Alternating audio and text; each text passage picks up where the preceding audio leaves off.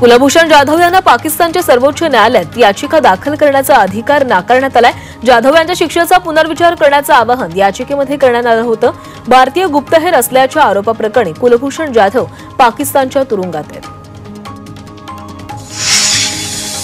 मालेगाव बॉम्बस्फोट खटल्याप्रकरणी 8 मे रोजी निकाल लागणारे अनेक तांत्रिक अडथळे पार करत तब्बल 17 वर्षांनंतर सुनावणी पूर्ण झाली आहे। या संदर्भातील खटला विशेष एनआयए न्यायालयामध्ये सुरू होता। खटल्यादरम्यान 323 सरकारी वकिलांची साक्ष न्यायालयामध्ये नोंदवण्यात आली। ओडिशाचे माजी मुख्यमंत्री नवीन पटनायक यांची सलग 9व्यांदा जनता दलाचे अध्यक्ष म्हणून निवड झाली आहे। निवड झाल्यानंतर पटनायक यांनी कार्यकर्त्यांना संबोधित केलं। भाजपच्या फेक नरेटिव्हमुळे गेल्या विधानसभा निवडणुकीत आपला पराभव झाला अशी टीका त्यांनी केली आहे। सोलापूरच्या करमाळा तालुक्यातील आदिनाथ साखर कारखाना निवडणुकीत राष्ट्रवादी काँग्रेसला धक्का बसलाय। या निवडणुकीमध्ये माजी आमदार संजय मामा शिंदे यांच्या पॅनलचा धुव्वा उडालाय, तर राष्ट्रवादी काँग्रेसचे आमदार नारायण पाटील यांच्या पॅनलची सत्ता आहे।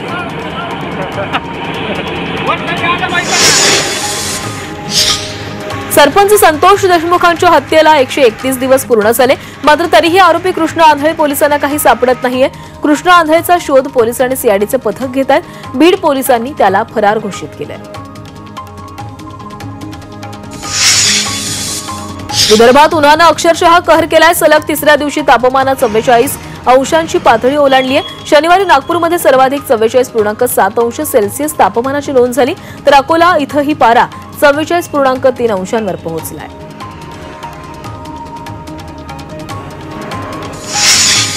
मुंबई विमानतळ 8 मे रोजी 6 तास बंद राहणार आहे। या दरम्यान विमानतळाच्या धावपट्टीच्या मान्सूनपूर्व देखभालीचं काम केलं जाणार आहे। सकाळी 11 ते सायंकाळी 5 दरम्यान विमानतळ बंद असेल।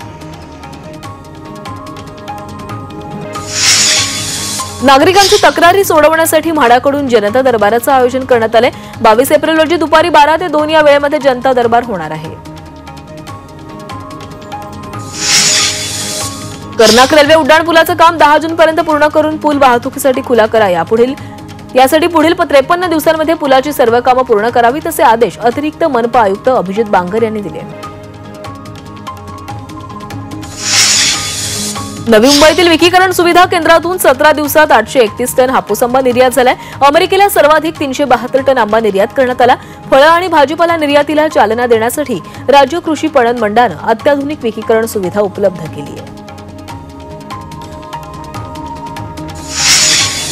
नवी मुंबईतील पणन मंडळाच्या केंद्राला सर्वाधिक पसंती मिळतेय। देशातील 5 केंद्रांमधून विकीकरण प्रक्रिया करून आंबा निर्यात केला जातोय। या ठिकाणी व्हीपीएफ आणि व्हीएचटी सुविधा केंद्र आहे, त्यामुळे महाराष्ट्रासह गुजरात आणि दक्षिणेकडील राज्यांमधील निर्यातदारांनीही त्यांच्याकडील आंबा या केंद्रावरून निर्यात करायला सुरुवात केली आहे।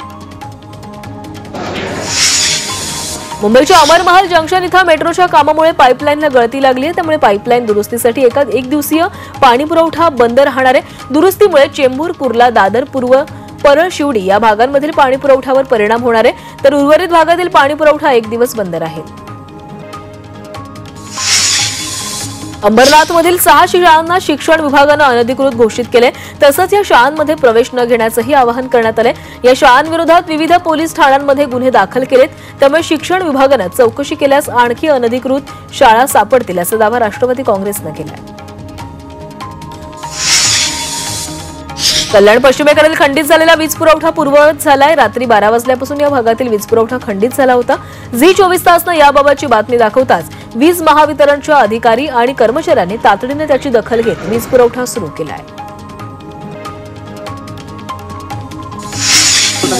भिवंडीत महाराष्ट्र राज्य विद्युत वितरण पारेषण कंपनीकडून सुरू असलेल्या टॉवर उभारणीच्या कामाला गावकऱ्यांचा विरोध आहे। जबरदस्तीने टॉवर उभारणीचं काम सुरू असल्याचा आरोप शेतकऱ्यांनी केलाय। जोपर्यंत मोबदला मिळत नाही तोपर्यंत काम करू देणार नसल्याचा पवित्रा या गावकऱ्यांनी घेतलाय। पालघरच्या बोईसर चिल्हार रोडवर चालकाच्या बेफिकिरीमुळे मोठा धोका निर्माण झाला होता। ट्रान्सपोर्टच्या मालवाहतूक टाक्या घेऊन जात असताना 11 विद्युत तारा त्यानं तोडल्या, त्यामुळे परिसरातील वीज पुरवठा खंडित झाला।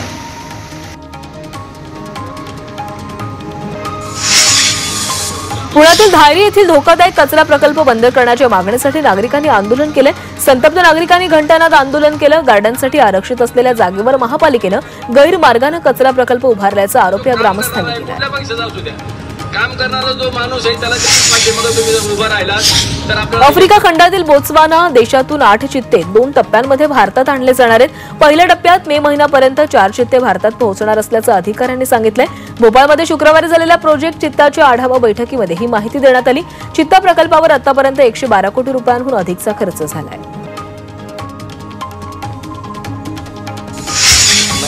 मनमाडमधील मानवी वस्तीत शिरलेल्या बिबट्याला वन विभागानं जेरबंद केले। शेतात लावलेल्या पिंजऱ्यात हा बिबट्या अडकला। या बिबट्याला जेरबंद केल्यानं भयभीत झालेल्या नागरिकांना मोठा दिलासा मिळालाय। मैं लोकेशन